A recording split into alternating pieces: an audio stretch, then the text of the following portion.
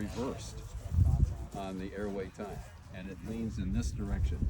The twist on the base, which is a 5-degree angle, is the same. So 3 out of the key essential features were altered to create the shatter time. I'm sure 20,000 people have not watched that video, but I'm sure that many people have watched it several times. You know? Tell me about the fracturing. Well, as this particular roller is actually set with no offset to it, it actually still, as you can tell, does a lot of fracturing. This tine, which has got about 3,500 acres on it, is shorter. We've offset the roller 1.5 degrees so that we get more sideward movement as the tine enters. All of the action, Mark, is from point of entry to the vertical location. That's when this machine works. That's what takes the power. It's that 90 degrees of rotation. In that 90 degrees, it's putting soil on this side as it parts it to enter, and that causes the tine with the 5-degree angle to actually push soil sideways and forward of the center line of the roller. The machine technically does nothing once the tine reaches the vertical down position. It merely comes out of the soil without pulling root systems or soil or anything with it. So unlike discs and other rotating tillage tools, the action is not where you think it is. In fact, in certain conditions, you can actually see the soil 1 to 2 feet in front of the machine actually rising like someone's dragging a 2-inch cable through the ground in front of the machine. And it's that uniform push forward across the entire machine that causes that, it's not an illusion, it's really happening. Just like you'd see a ripper, you know, that would cause soil to rise as the tine, or the ripper shank is pushing forward and lifting. This is actually doing the same thing. In fact, one of my sons says the right name for this would be a mini, meaning it's shorter, it's a rotating, and it's a ripper. The part of the fracturing and the magic in this, if you will, is the fact that the shaft is not turning at the speed you think it is. It's actually turning about 40% slower than 1-to-1 correspondence with the soil surface. So it's kind of like if you were to drag your toe as you walked, like my girl did with the first set of patent leather shoes she had. You know? So you take that motion, and at the bottom of the hole, if you evacuate the soil, you'll actually see where the tine is moving forward and sideways, and in that zone there are vertical stress cracks, just like you should get behind a good ripper point. That's why he calls it a mini rotating ripper. So are those front discs just old back discs? I'm sorry? Are those front discs different, or are they just worn down? Oh, they've just got 3,500 acres on them. So This one's got maybe 150, 200 that worked some ground for summer alfalfa seedings here in the last couple of weeks. The interesting part about the system, and the reason there's 2 of them, is because we liked what the rotary harrow would do to finish and complement what this is doing in terms of primary tillage, addressing compaction and resistance to water percolation in the profile. But we couldn't get those in a single rank in front to penetrate the soil enough to really do anything significant for weed control or just overall depth. If you've ever run a rotary harrow, you know it's more like a hay rake in hard soil than it is a tillage tool, right? So when we added the second rank, we essentially increased the amount of density reduction by approximately 50%. We were able to move the tines from a normal industry standard of 7.5-inch tine spacing out to 10. But because there is a second rank behind it, which actually uses the exact same insertion hole, this roller will feel the density reduction that was created by the front one, and it'll use the same hole. This tine is actually pushing toward the center line of this wing. The one opposite it is pushing toward the center line from the opposite direction. The rear rank comes in, uses the same hole, and is pushing the opposite side of the hole.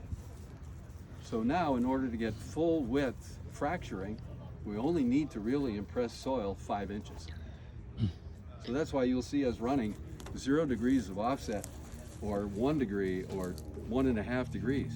We don't have to move this tine a huge amount in the soil to create the effect of the fracturing. So this is pretty important to the microbiome to keep it living and keep the oxygen. Well, yes, all life requires breathing operations, right? And if the soil can't exchange gases or breathe normally on a regular, even daily basis, the microbiome is at a disadvantage. Feel like putting you in a straitjacket, right? And they tighten it up to the point where you can't run very far because you can't breathe. So you run out of gas, right? So essentially what this does is leave the microbiome arranged vertically. It does not displace the population, which Where is, it should be. you understand all that. And microbiology is really a work in progress at all times. The same microbes that are well at home at 5 inches under the surface of this field are not at all adapted to life on the surface. So when we disturb soil in such a way that we rearrange them vertically, it doesn't work. Not to the advantage. You destroy fungal communities that live in the dark. You put them up in the sun and they're toast, right? So the set, Mark? What do you call this? Minimum tillage, or? I call it true vertical tillage. And I take my definition from Ray Rawson from Michigan, who built the first zone builders, you know, the minimum disturbance ripper shanks. He coined the phrase vertical tillage.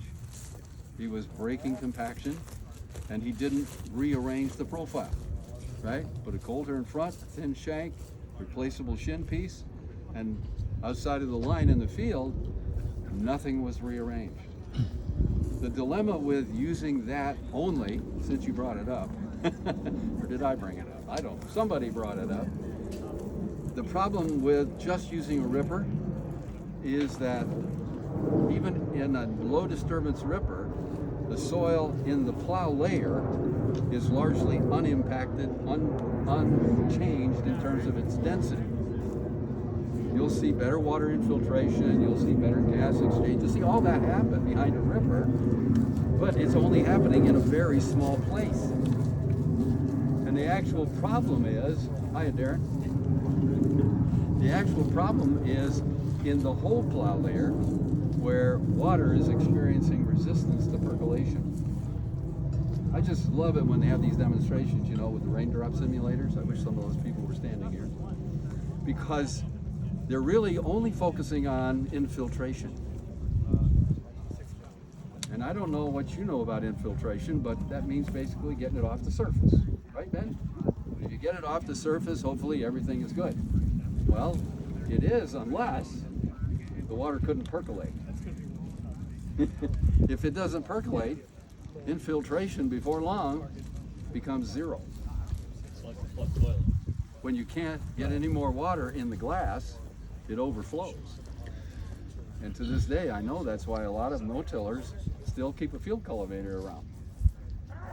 They run all the low ground every spring before they can plant because there's trenches out there so deep from the water that wouldn't go in the glass. They've got to do something to be able to plant the field. Give me a recommendation on how the farmer can use this. If he's corn, soybeans, wheat, Yeah. alfalfa, Yeah. run me through the system here of recommendations. Well, initially, I like to see people run this in the fall on every acre you've got. And it's primarily because I'm greedy when it comes to rainfall and precipitation of any kind. I want it on my farm. I don't want it in the Ohio, the White, the Mississippi, or any other tributary to the lakes and oceans of the world. I want it on my farm because I know there'll be a summer like this one, right? When I couldn't buy a rain, right? So if I can store it, all right, so that's my first objective. And when I do that fall pass, whether it's alfalfa, wheat, corn, or beans, I would try to set that harrow in such a way that I don't have any volunteer weeds for going through the winter. I would eliminate as much as possible any need for a herbicide in the spring. And you can do that by controlling the winter annuals in October and November in this part of the world. They will germinate on you in September. right? When you're chopping corn and combining, taking off beans, that's when these winter annuals are now germinating. You may not even see them, but if you disturb them just that deep, they will not be there come spring. So that's the secondary reason why I start in the fall.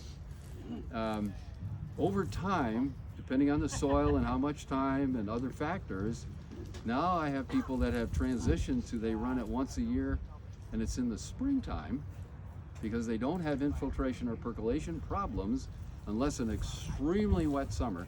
Here's where I should hasten to add, Mark. If you get 25 to 30 inches of rainfall, the silt movement, which will occur from the top down in your soil, will create a resistance barrier to the exchange of gas and water resources in that profile. So if you had a high rainfall spring and summer after running this machine, you need to run it in the fall. Anyway, even if you plan to run it in the spring. In the semi-arid areas that I work in where people get 13 to 17 inches of rainfall, technically they could run once a year in the spring. There'd be no water infiltration or percolation issues because they haven't got enough water to cause that silt migration, to cause this micro-erosion phenomenon to develop.